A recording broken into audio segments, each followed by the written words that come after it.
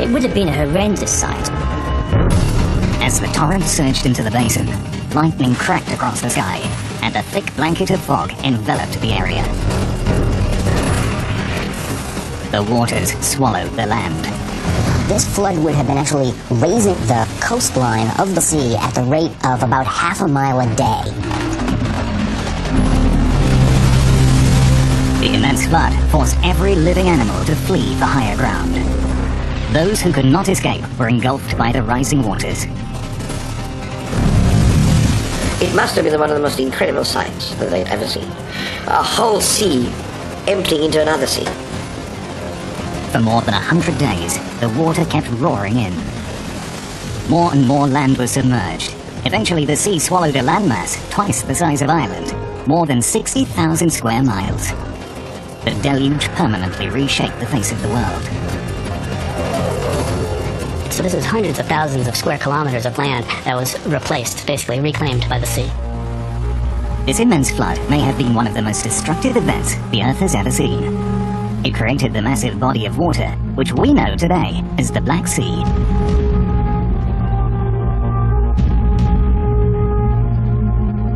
But could the deluge also have been the basis for one of the most celebrated stories in human history, that of Noah and the Great Flood as told in the book of Genesis?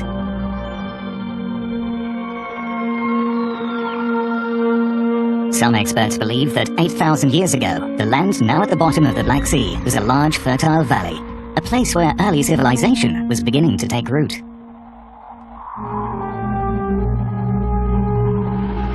This is where there were populations of people living proximal to the cradle of civilization and proximal to where there were advanced civilizations coming up. People would have been desperately racing away from this, trying to retrieve whatever they could get that was right at the edges of the floodwaters that they could possibly still save, and then trying to put them onto whatever sorts of carts or sleds or whatever else they had available to themselves to drag things away from the edge of the rising waters. It would have been a horrifying experience. Did the massive flood destroy these early civilizations and send droves of refugees fleeing across Europe, Asia, and beyond to escape the rising waters? Did the people take the story of the flood with them? The tale of Noah is not the only ancient flood story. Many early cultures around the world have legends that tell of a great flood that destroyed civilization. In the Sumerian epic of Gilgamesh, the unhappy gods bring on a flood to punish the people, as do the flood myths of the Romans, Greeks, and Persians.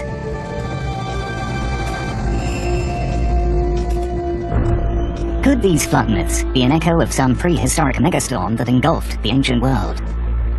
On nearly every continent across the world, you find in legends and mythology a very, very similar story. You see in Irish legends, in Norse legends, in Native American legends, in legends from tribes in Mexico. The same story of a worldwide flood, of water covering the entire planet, and only a select few survive by building a boat, by finding some sort of vessel, by clinging to a raft. Could these ancient stories, long thought to be myths, be based on a shared experience? An actual event that took place and created the Black Sea? They had this roaring sound. They had to abandon their abode. If that is not the material from which myths are created, I cannot imagine any other material. Columbia University geologists Walter Pittman and William Ryan believe these myths are an echo of a prehistoric storm. Almost every group of people in the world has a flood legend. We think that the flood of the Gilgamesh epic and the biblical flood, Noah's flood, plus some of the other flood legends that existed amongst the people of the region of Mesopotamia, that they can all best be explained by the Black Sea flood. Walter Pittman is a pioneer of plate tectonics, and William Ryan specializes in marine geology. In the early 90s, they began to wonder if there could be a geological explanation for the ancient flood stories. Pittman and Ryan speculated only an actual cataclysmic event, one more devastating than anything recorded in modern times, could have been the basis for the numerous flood legends associated with so many cultures. So, they began actively searching.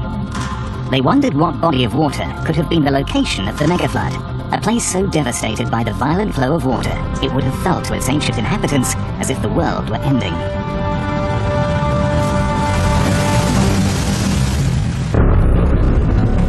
They focused on the Black Sea for several reasons, including a theory which suggested the Black Sea may not always have been there. Some scientists believe that a small strip of land, which separated the Mediterranean from the valley below, was breached by an ancient flood. Today, that strip of land is known as the Bosporus Straits, a 90-mile-long channel that connects the Black Sea to the world's oceans. Now, the Bosporus Straits supports the thriving city of Istanbul. But 8,000 years ago, could it have been a disaster zone? In 1993, Ryan and Pittman, along with researcher Candace Major, were invited to sail out with a Russian research vessel to try and prove their theory. Using sonar, they began to map the bottom of the Black Sea. In 1993, on a Russian ship, we had the opportunity to make a discovery with sonar devices that use sound to image down the seafloor and into the seafloor and look at, say, a cross-section of the seafloor, the layering of the seafloor. Using a computer, you could see the geometry of these layers. The sonar scans suggested that at the bottom of the Black Sea, there appeared to be an older, ancient shoreline. Was this possible evidence of an ancient valley with a smaller body of water at its center? A valley that could have been overwhelmed by a mega flood.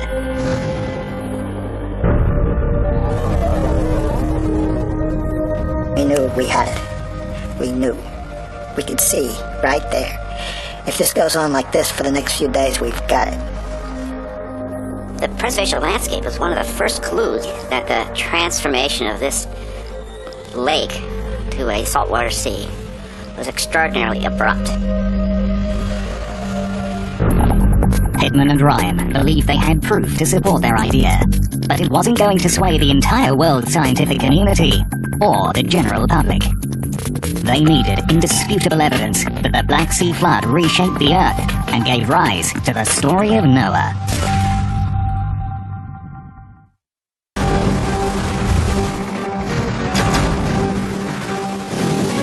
The Bible tells the story of Noah and a great flood that swept over the earth. The Sumerians, the Greeks, the Romans, the Babylonians, all these ancient civilizations also tell of a flood so devastating it shook the foundations of mankind. Could all these ancient flood legends have been based on fact? One event that changed history.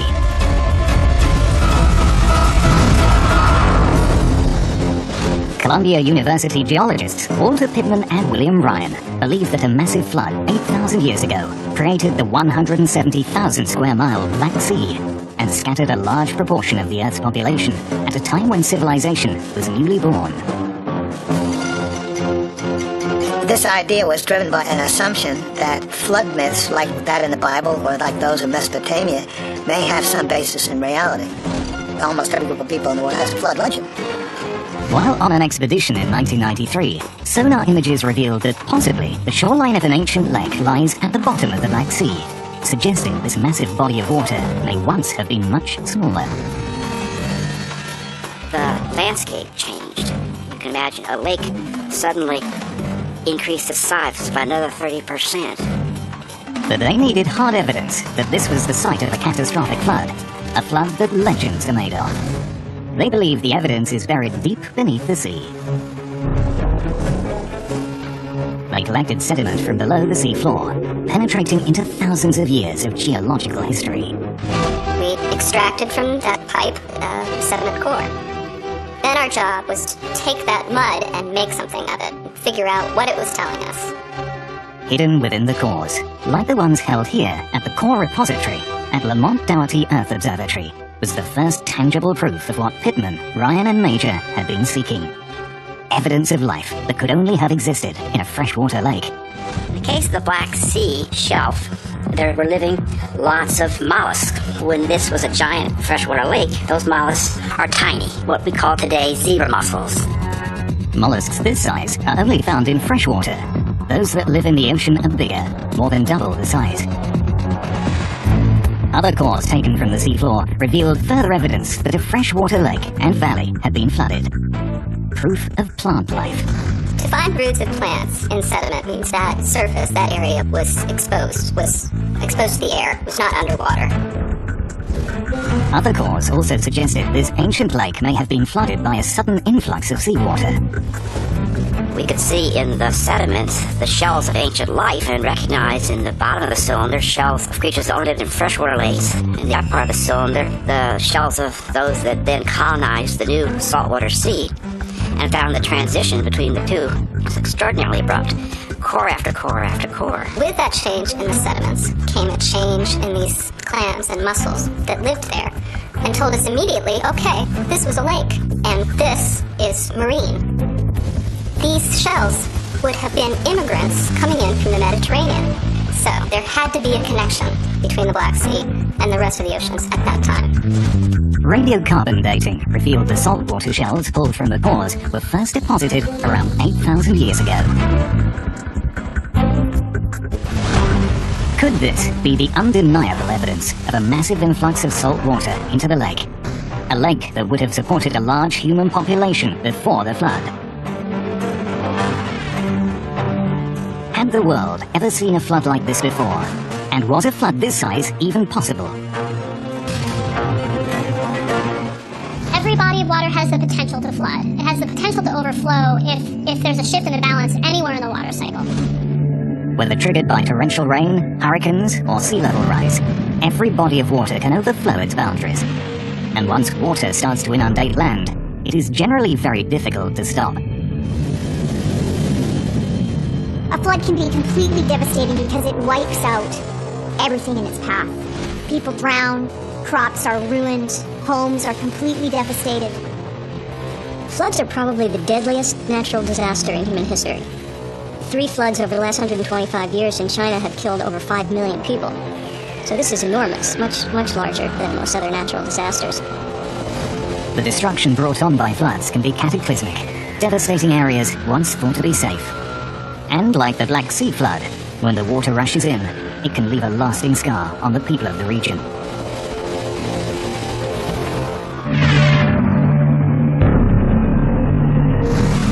In August 2005, one of the most horrific modern-day megastorms, Hurricane Katrina, devastated the Gulf Coast of the United States. Mankind has come a long way with technology, trying to mold the Earth to our needs, but there are some things that still leave us powerless. Levees holding back Lake Pontchartrain from New Orleans collapsed. Water rushed into many neighborhoods. 80% of the city was inundated by water. You've seen images from Hurricane Katrina. Everything in its path destroyed.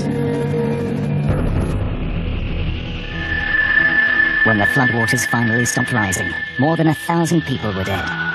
The flooding destroyed over 200,000 homes and caused billions of pounds worth of damage.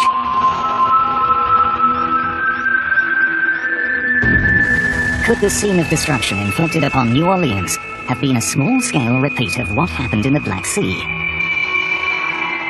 Were the residents of New Orleans overwhelmed by massive floods in the same way as people living in the Black Sea area thousands of years before? The water just come up, just out of nowhere. Came all the way up to the window of the house. It looked like we were sitting in the middle of a river. Everybody here was trying to head for higher ground, and there is no higher ground. There was one major difference between the flood in New Orleans and the flood in the Black Sea.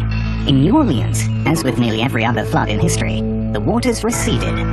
The Black Sea never did. It's not a flood in the traditional sense.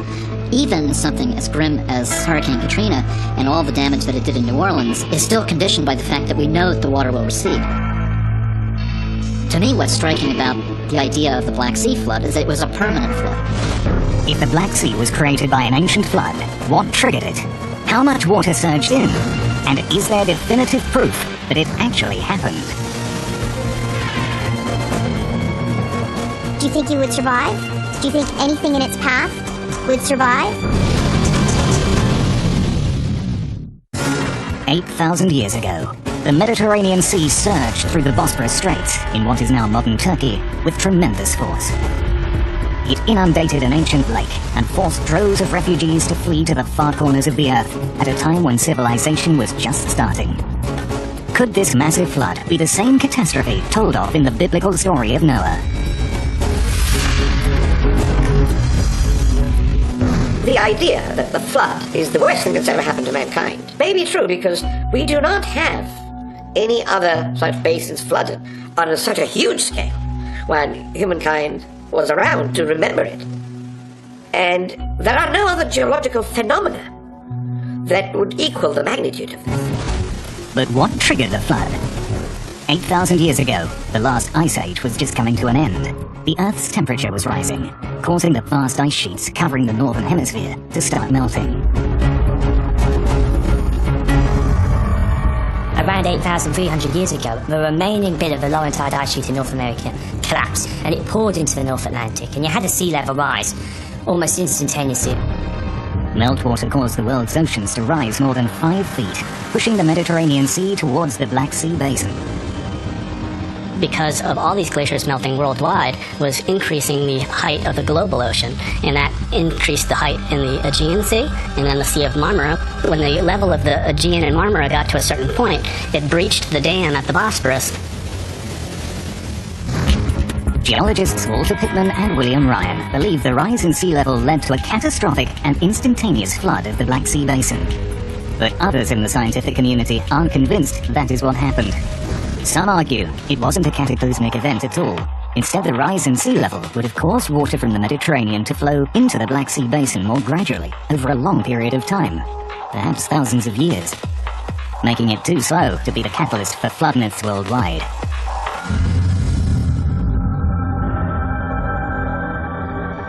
The alternative hypothesis to Ryan and Pittman's catastrophic flooding hypothesis is that the Black Sea would have risen more or less in lockstep with the rest of the world ocean, and so the rise would have been relatively smooth, and there's no catastrophe. But to be the foundation of flood myths, the Black Sea basin would have had to fill instantaneously. Is there any proof of a mega flood surge, and just how fast was it?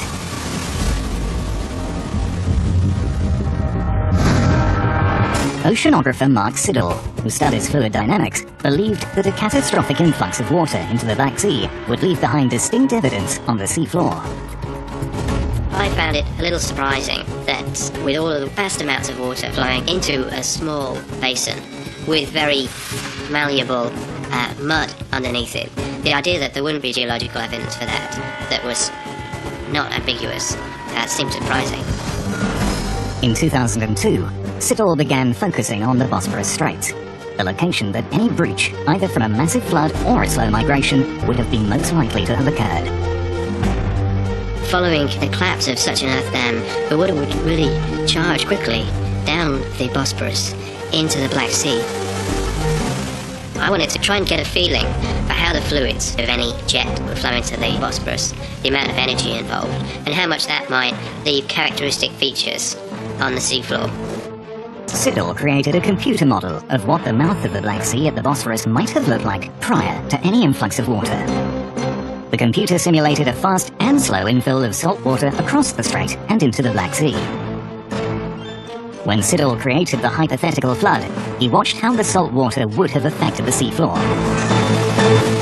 The computer revealed that a massive wall of water would create a deep underwater channel at the mouth of the Black Sea, and that this flow of water would have moved in a very unusual direction. Water coming out of the mouths of almost all waterways in the Northern Hemisphere usually flows to the right due to the rotation of the Earth. But Siddall's results showed a distinct channel curving to the left. We found, yeah, indeed, there is a channel which is the same width as the width of the Bosporus, but which follows a very strange path which turns to the left. Now, under normal circumstances, all of the current wants to turn to the right because of the Earth's rotation. To Siddall, this confirmed that only a massive amount of water breaking through the Bosphorus quickly could have had enough force to make the current move in the opposite direction to the Earth's rotation. But this was only a computer model. What Siddall needed was proof, actual images of the Black Sea floor. Siddall compared his data with sonar images taken by a team of French researchers who had just created the first underwater map of where the Bosphorus meets the Black Sea. The results that they came back with really looked very similar to the predictions of our model. So there was, in a way, a eureka moment. Another piece of crucial evidence was in place. The corroboration from the sonar images suggested that a huge amount of water flowed in through the Bosphorus and flooded the area in a matter of years. Just how much water? Siddle's computer model calculated that 60,000 cubic meters flowed into the Black Sea basin every second following the breaching of the small strip of land that is now the Bosphorus. Water levels in the lake rose by nearly 500 feet. That flow is going to charge down the channel and hit the Black Sea. It's a huge impact. Thousands of car crashes every instant. Massive impact. And you're really talking about a huge amount of water. That amount of water pouring into the valley would no doubt have wiped out many settlements and forced countless survivors to flee. If you've been someone who had been living there at this time, one of these sort of simple farmers, and suddenly you're faced with this rapidly rising sea level, it's hard to imagine how you could possibly have coped with that. This vast current flooding the Black Sea area, it was tremendous. It is nearly impossible to visualize this much water rushing through the Bosphorus following a breach. But Chris Paola at the University of Minnesota created a small model of the strip of land separating the Mediterranean from the ancient valley below to illustrate how massive the initial flood would have been. So we're looking at the rising sea level in the world ocean connected through the Mediterranean and the Sea of Marmara right down to the Bosphorus. So the whole world ocean over here, the choke point there. The erosion is catastrophic because the water is accelerating, a tremendous amount of force is being exerted at ocean scale on this small bank of sediment that's in effect holding back the entire ocean from the Black Sea. The flood builds on itself. It's like an explosive release of water into the Black Sea, and very quickly as the sediment wall is eroded away, the water floods into the Black Sea and abruptly raises its level. Anyone living in there until the moment when the water actually crested this would have had no idea what was coming. The water erodes away at the base of the sediment. The sea level rises in the Black Sea. The fresh water that was there is now replaced by salt water from the Mediterranean, and the Bosphorus drowned, which is how we see it today. This model of the Bosphorus is 6 inches wide. The actual Bosphorus Straits, where the flood probably happened, is over 2 miles across at its widest point. The world has seen some immense floods, but eventually they have all receded, the water usually returning from whence it came. But these waters didn't recede.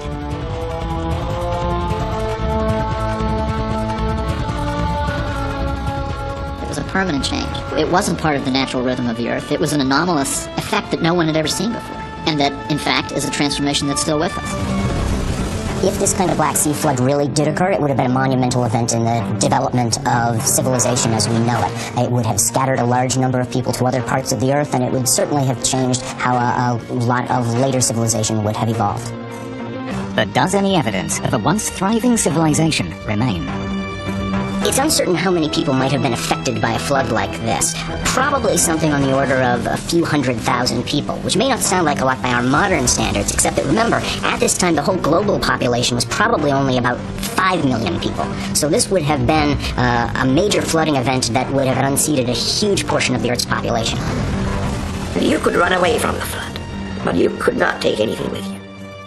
So all their possessions, all their villages, they were flooded. And these people, they were dispersed. For thousands of years, people have been looking for proof of Noah's flood. Could proof of a great flood be buried at the bottom of the Black Sea? Marine research scientist Dwight Coleman felt there was a possibility that the Noah theory was true. The Black Sea is a good candidate for the Noah's flood story because it's an isolated basin, and that the flood would have had immediate effects on the people that were living there. It would have affected archaeological sites. So let's go see if we can find those archaeological sites and see how well preserved or how inundated they are. In the year 2000, Coleman, along with famed underwater explorer Bob Ballard, went on an expedition to the Black Sea in search of evidence of a submerged civilization. We knew it was a bit of a needle in the haystack to find evidence of human activity now submerged on the Black Sea shelf. The team focused the exploration off the coast of Sinop in Turkey, a mountainous peninsula likely to have been settled by man at the time of the flood. In nearby Sinop, Turkey, there are Neolithic sites, probably to 8,000, 9,000 years old, of human habitation on land. So our theory was that those same types of sites could be found underwater that existed prior to the flood inundating the site. Candace Major, who was part of Pittman and Ryan's original 1993 expedition, was also part of the team. One of my jobs on that cruise was to try to identify whether this was something one might expect naturally in the Black Sea, or whether it was something anomalous that might be evidence of a human occupation. For days, using side-scan sonar, they tracked up and down the murky sea floor, unable to find any evidence of prehistoric human sites. The key to proving the Black Sea megaflood had been the source for the many flood legends throughout history. Part of the challenge is we don't really know what material evidence was left behind by Neolithic people, so it could be just a stone tool, or a pot, or a piece of wood that had been crafted as part of a dwelling or something. Then, after scouring miles of seafloor, a strange mound appeared on the sunken horizon. It was isolated, there was no other significant geological features around it. It was on a hill mound, and it stood out all by itself. It was named Site 82, the 82nd target mapped during the trip. Using a remotely operated vehicle, equipped with underwater cameras, images were beamed up that amazed the researchers. Possible signs of human habitation. And then as we came in close with the ROV, we saw these rock formations. Basically, that was the first thing that stood out in our mind, was that these look like they're very rectangular shaped rocks or blocks that could be used to make the foundation of a house, for example. So we got very excited about this. We thought that this is definitely a drowned out landscape. This site was previously exposed subaerially before the flood. A closer inspection revealed even more possible signs of ancient life. We got in closer with the ROV, and then we started to see wood. So all around the site, scattered all around, were deposits of wood. And some were these long, skinny sticks, essentially, and others were what looked like they were tools that were carved out of wood. And so, again, we got very excited because this looked exactly like a site of human occupation. Could this be the evidence that confirmed a prehistoric megastorm reshaped the world and provided the inspiration for flood stories such as Noah's? Someone, maybe jokingly, maybe seriously, in the control van as we were exploring Site 82 said, "This is Noah's house, we found it." And we were joking around and saying, "Well, where's the mailbox that says Noah on it?" Coleman and his team gathered specimens from the site, more than 300 feet below the surface of the waves, for detailed study and radiocarbon dating. We picked several items, particularly these wooden artifacts that looked like they had been crafted as tools or something by human hands. The team collected the evidence, hoping it would prove someone was there to witness the flood. The wooden objects were definitely crafted by human hands, but we got radiocarbon dating on them. And unfortunately, it was modern debris that had basically littered the site. Those particular artifacts were only a couple hundred years old, so not of Neolithic age at all. So we were a little disappointed by those results. The team still believes the stones found at Site 82 may be the evidence of a lost civilization. However, it's impossible to radiocarbon date stones. And these stones could be all that is left of an ancient civilization.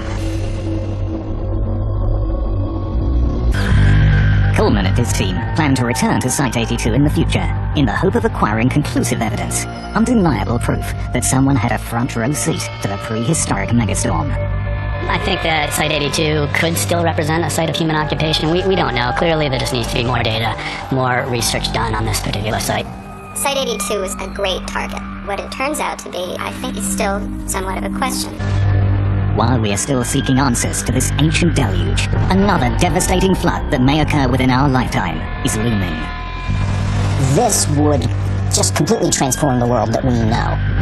And this flood threatens to submerge even more of the globe. 8,000 years ago, a catastrophic flood may have submerged a landmass twice the size of Ireland in a geological instant, forcing hundreds of thousands of people to abandon their homes and relocate to the far corners of the earth. It is perhaps the greatest flood the world has ever seen. But what if a similar flood were to happen today? Could the human race survive?